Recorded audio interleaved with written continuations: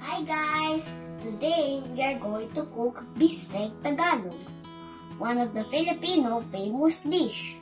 So here are the ingredients.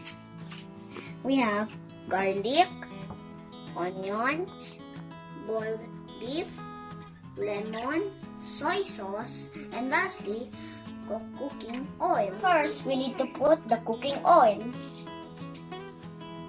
then the garlic, then the marinated beef. Then we will stir it until it's tender. Once it is tender, we will put the beef broth. And we will wait it for a while. Then we will cover it until it is cooked. Now it's tender, I'm going to put the last ingredient, the onion.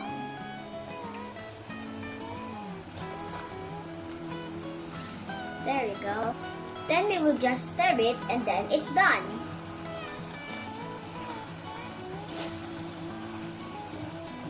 Let's just put a little pepper to taste.